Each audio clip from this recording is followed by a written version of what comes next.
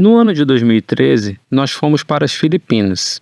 Nós fomos no Congresso Mundial de Surdos Cegos, promovido pelo Instituto Helen Keller. Recebi uma mensagem assim, né? O pessoal falando assim, Hélio, tudo bem? Eu falei, tudo bem. Você tá onde? Você tá nas Filipinas ainda? Eu falei, tô aqui nas Filipinas, né? Não, porque passou no Fantástico, que aí nas Filipinas vai passar o maior tufão dos últimos 50 anos da história das Filipinas. Eu falei, você tá brincando. E aí eu respondi pro Hélio, tenha fé, vamos ficar e vai dar tudo certo. O tufão vai passar e vamos lá, vamos ficar por aqui. O tufão veio, ele tinha que passar por aqui. Quando chegou aqui, ele fez isso aqui, ó. E não passou na cidade onde a gente estava. Aí contei pro Carlos o que aconteceu. Ele, glória a Deus, foi meu Deus que desviou o tufão. Eu falei, com certeza, né?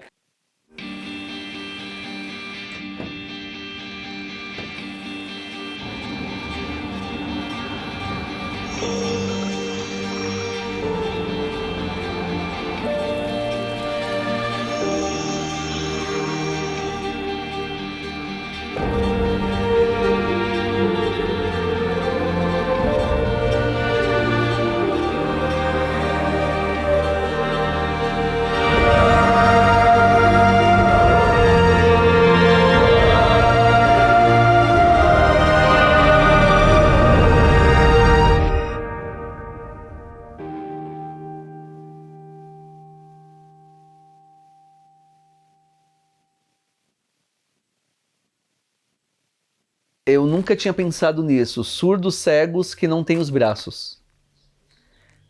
E aí eu falei assim, Carlos, espera lá, aquela regra que só pode usar a mão já caiu aqui, cara. Ele falou, por quê? Eu falei, porque tem um surdo cego na minha frente que não tem os braços. Nós conhecemos uma moça chamada Katrine. Ela é da Noruega e ela começou a nos ensinar então a comunicação áptica, que é essa comunicação que eu uso, que não é nas minhas mãos, são em outras partes do meu corpo, na maioria das vezes nas costas. E se vocês quiserem, eu posso ensinar para vocês a comunicação áptica. Falei, pô, legal, maravilha. Foi que horas? Na hora que terminar o evento, à noite, a gente se encontra e eu vou ensinando para vocês todos os dias. E ela ficava até de madrugada ensinando pra gente comunicação áptica. E a gente com sono e ela lá, não, vocês vão aprender. E quando nós voltamos pro Brasil, eu falei, Carlos, é uma questão de honra, cara. A gente vai ter que publicar tudo isso, né? A gente vai ter que escrever sobre tudo isso. Nós voltamos, começamos a escrever, eu e eles, materiais sobre isso. E voltando pro Brasil, a gente começou a estudar muito sobre comunicação áptica. E começamos a divulgar isso tudo, a difundir isso. Essa parte sobre formas de se comunicar com o surdo cego. Mas foi sofrido. Eu estou contando de uma maneira mais tranquila, mas nós achamos que nós iríamos morrer ali com a passagem desse tufão. Mas Deus, ele cuidou de nós ali naquele lugar e foi maravilhoso. Foi muito bom isso. Por exemplo, o Carlos tá aqui conversando com a Bia, né? Aí eu não preciso pegar na mão dele para perguntar se ele quer suco, né? Eu faço assim para ele, assim, se ele quer suco e faço uma interrogação. Aí ele está soletrando, ele tá falando, ó, quero suco, né? Eu posso falar que ela tá brava, isso. Eu posso falar que ela tá paquerando ele. Paquerando minha mulher não, é minha esposa, hein? De nós porrada.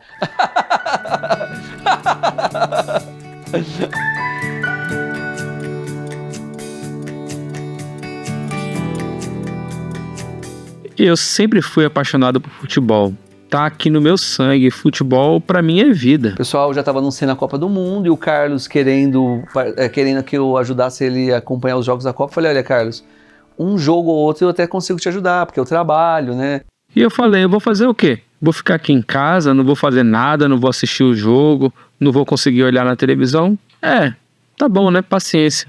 Só que quando foi no dia da abertura do jogo, eu tinha um compromisso e aí eu falei, Carlos, não vou poder estar. E aí depois o compromisso foi cancelado. Aí eu já tinha ligado pros pais dele e falei, ó, não fala pra ele pra ser uma surpresa, né? Alguns anos atrás, eu já tinha visto uma mulher interpretando um jogo para um surdo cego usando um campo. Essa mulher era a esposa desse surdo cego, inclusive. Fui lá, comprei a madeirinha, aí passei no bazar, comprei um EVA verde, assim, né? Comprei as travinhas daqueles de futebol de botão e no bazar também comprei aquelas colas em alto relevo, né? E aí no dia do jogo, meu pai falou assim, olha, vamos lá até a casa do Hélio. O Hélio falou que vai interpretar o jogo para você. Aí quando eu cheguei na casa do Hélio, eu já tava assim, comemorando no carro, né? Brasil, Brasil, vamos lá. E aí foi engraçado que ele chegou em casa com um pedaço de papelão, assim, né? Ele chegou em casa com um pedaço de papelão, né? Eu falei, Carlos, que pedaço de papelão é esse, né? Ele falou assim, não, eu trouxe esse pedaço de papelão para você me orientar onde os jogadores estão posicionados no campo. Aí eu peguei o pedaço de papelão, né? Tipo, joguei, assim, peguei na mão dele e joguei, né? Assim, né? Ele, não entendi, né? Aí o Hélio falou assim, olha, fecha os olhos, não sei pra quê, né? Eu sou cego. Enfim, ele colocou o campo tátil que ele tinha feito. Aí eu falei, ué, mas como é que você sabe, né? Com uma das mãos eu faço o jogador, com a outra mão eu faço a bola, tá? E ali nas costas, na comunicação áptica, a Bia, ou a pessoa que estiver lá, ela vai fazer o time que tá com a bola, por exemplo, se for o Brasil, ela faz um B ali, falando que é o Brasil, e ela faz um camisa 10, vamos supor, ela faz o número 10 nas costas dele. Ele sabe que esse jogador aqui é do Brasil, camisa 10. E aí eu vou reproduzindo tudo aqui no campo, e cada mudança dessa daqui, ó, ele vai recebendo a informação ali. Às vezes o cara caiu, aí a gente usa esse movimento aqui nas costas, faz aí, Bia, para falar que foi falta. Ou senão ele só caiu. E se ele caiu aqui muito perto da área, ó, pum, aí o Carlos vai sentir aqui que tá perto da área, aí ele vai saber se foi pênalti, ou se foi só caiu. Então aqui é como se fosse um plano aberto, né, quando eu tô aqui, fazendo os movimentos, né, um plano aberto. E quando eu trago pra mim, às vezes eu faço assim, que os dois jogadores subiram, ó, aí, pum, e a bola veio, bateu e eles bateram a cabeça. É como se fosse um plano fechado, é como se fosse um zoom, né? Eu reproduzo nele, né? Pum, bateu a cabeça e eu faço que tá os dois caídos aqui. Nós divulgamos esse vídeo e eu não esperava. Aí teve a outra Copa de 2018. Na Copa de 2018 nós construímos outro campo. Ele construiu outro campo, só que aí a gente aumentou o projeto. Lá no Memorial da Inclusão nós convidamos cerca de mais 10 surdos cegos para assistir aos jogos. E o pessoal do Memorial, cada um construiu um campo tátil para essas pessoas. Então tinham várias pessoas ali com seus campos, acompanhando as partidas de futebol. Eu fiquei feliz porque o projeto cresceu e não ficou só em mim. Outros surdos cegos puderam assistir os jogos da Copa. Veio o pessoal da ESPN, me ligaram, né, em inglês, hi, começaram a falar, sorry, no speak English. Aí o pessoal ligou para alguém do Brasil me ligou. Falou, o pessoal da ESPN americana quer vir, eles não estão no Brasil cobrindo a Copa. É uma equipe que quer vir fazer uma entrevista com vocês. Eu falei, pode vir. E aí foi batata, o pessoal da ESPN veio, a gente ficou 2 dias gravando com eles. Não ganhamos nada, assim, financeiramente. Eles falaram, a gente quer fazer uma matéria com vocês, pode vir. 2 dias de gravação. Nós ficamos sabendo que somos referência, não só no Brasil, mas no mundo, quando se trata de surdos cegos acompanharem jogos da Copa.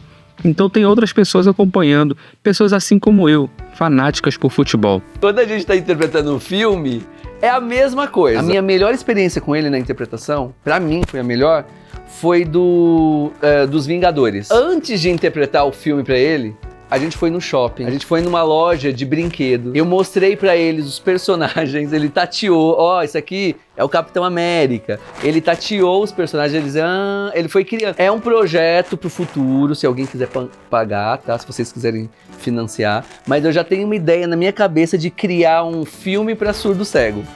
Aí depois a gente conversa sobre... Não tem isso no mundo, tá? Essa plataforma, ela ajuda a dar esse plano pra ele, que o cara tá voando. Porque se eu fizer tudo aqui em cima, ele vai pensar que ou tá no chão ou que tá todo mundo voando. Então, essa plataforma ajuda a dar esse plano, que o cara tá voando, que ele tá vindo, né? E aí, daqui a pouco, ele veio com a perna e deu um chute no cara. Aí eu vou lá, fico de pé junto com ele. Vou lá, pego ele. Deu um pé no peito, né? Só que aí ele foi lá, ele deu uma gravata no cara e, sei lá, tirou uma faca e pum, acertou o peito do cara. O filme, ele tinha 2h30. A gente demorou o dobro, assim, 5 horas pra interpretar pra ele o filme. Aí a gente parava, se alongava, aí ele ficava, nossa, eu quero saber o final, né? Rápido, vamos lá, rápido que eu tô curioso, né? Eu quero saber o final. Pode explicar a história do paraquedas? Sim. Pra cá, ó. Isso, tá ali, ó. Vai lá. O Hélio, ele ligou para os meus pais e falou assim, ó, fala pro Carlos colocar uma roupa de esporte porque a gente vai dar uma volta. E eu falei, ué, colocar uma roupa de esporte, o que o Hélio tá inventando agora, hein? Aí daqui a pouco nós chegamos num lugar, no interior de São Paulo, o carro parou ali e tal, e o Hélio na época, ele tinha uma doblô. Nós descemos do carro e o Hélio falou assim, cara, seu presente é um salto de paraquedas. Eu falei, opa, vamos ver como é que é isso. E o Hélio falou, você não tá com medo não? Aí eu falei, não, eu quero saber como é que é lá, como é que são as nuvens, como é o céu. Vamos lá, né? E aí nós chegamos no lugar, na empresa que é responsável pelo salto. E o Hélio falou, esse rapaz aqui é surdo cego, ele pode pular de paraquedas?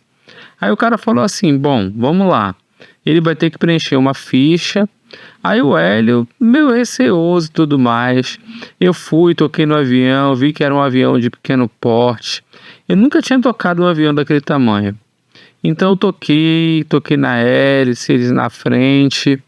Aí nós embarcamos na aeronave.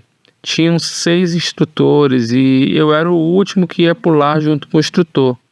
E eu estava ali, acoplado a ele, né? Enfim, o Hélio ali do lado, sentado, só interpretando as coisas para mim.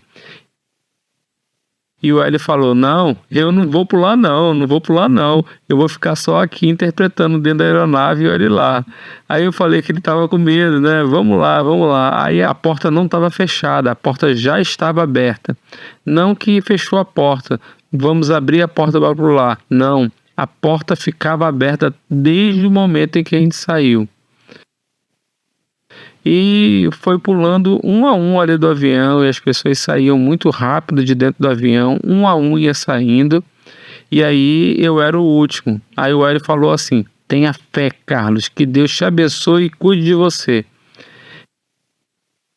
Eu falei, eu tenho fé, né? Vamos embora. Aí eu tava junto com o instrutor e tava tudo muito branco, parecia o freezer da minha casa, sabe quando você abre o congelador e vem aquele gelo no rosto, a sensação era essa, tudo muito branco. E aí eu coloquei o óculos no rosto e comecei a me preparar para o salto. E era um vento muito forte, minha bochecha, assim, começou a tudo se mexer, meu ouvido, aquela pressão, parecia que eu tava mergulhando, que tava debaixo do mar, e aquela pressão forte, aquele vento batendo e tudo mais. E aí de repente o paraquedas abriu e foi aquela sensação, né? Uma sensação que parecia que eu estava voando mesmo. Quando o paraquedas abriu e eu senti uma paz muito grande. E eu não conseguia enxergar muito bem, mas assim, o que eu percebi é que parecia que era tudo muito verde lá embaixo, né? Eu estava muito alto, então eu comecei a imaginar tudo isso. Para mim era como se fosse uma poesia, como se fosse uma canção tudo aquilo. Então nós pousamos, nós aterrissamos e foi tudo muito leve, até o momento da aterrissagem. Quando eu cheguei no chão, realmente eu tava tremendo, eu tava bem emocionado, né? E eu acho que no Brasil eu fui o segundo surdo cego a fazer isso, né? A Cláudia Sofia foi a primeira e eu fui o segundo a saltar de paraquedas. Depois a gente se encontrou e até trocou experiências, né?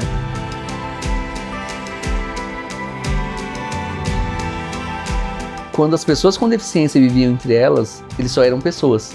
Quando eles começaram a ter contato com a sociedade, eles se tornaram pessoas com deficiência. A sociedade começou a apontar, mas antes disso eles viviam normal, eles eram pessoas.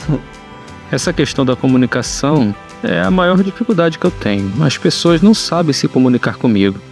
E essa questão também da acessibilidade, né? Nos espaços, para você chegar nesses espaços também é uma dificuldade. Então o metrô, por exemplo. O metrô é bem acessível, mas quando eu saio do metrô, eu não sei como é que estão as ruas, eu não sei como é que está o caminho até o médico ou até outros espaços que eu precise ir. Se você tem uma sociedade toda planejada com desenho universal, a deficiência, não é que a deficiência some do corpo da pessoa, mas ela deixa de ser um problema dentro da sociedade. Que eu não acho que seja um problema, a sociedade acha que é um problema. Eu já acho ao contrário, eu acho que a sociedade é um problema para as pessoas com deficiência. É assim que a deficiência tem que ser vista, dentro do meu ponto de vista, como parte das diferenças humanas. Eu pretendo constituir família, eu quero ser um pastor no futuro, eu quero ter filhos, eu quero crescer na vida, né? Eu espero que tenham novas tecnologias no futuro e, na realidade, assim, eu não me sinto inferior a ninguém, eu me sinto igual a qualquer pessoa fazendo coisas de uma maneira diferente das outras pessoas, mas fazendo o que todo mundo faz. É muita história pra contar. A nossa relação é uma relação de irmãos mesmo, assim. E eu sempre costumo falar assim, as pessoas veem muito o que eu faço pro Carlos, só que ninguém vê o que o Carlos faz por mim. Ele me tornou uma pessoa melhor. A gente já passou por tudo que tinha que passar nesses 13 anos. Hoje a gente entende que nós vamos ser amigos pra sempre. Assim como a Ellen Keller também já teve, e a Annie Sullivan teve várias brigas, eu e o Carlos também não foi só um mar de rosas, a gente já teve muitas brigas, a gente ficar sem se falar, e aí os pais deles, que eu falo que são os meus pais, também tem que intervir. Não é assim não, vocês vão ter que resolver isso, né? Eu tenho um Fusca 69, aí vai ele do meu lado, né? E quando a gente viaja junto, assim, né? Eu falo assim, Carlos, você já imaginou essa cena daqui a 30 anos, 40 anos, né? E ele fala, já. Eu e você bem velhinho no Fusca, pegando uma estrada e indo pra algum lugar. Eu falei, legal, cara, porque eu também já imaginei essa cena.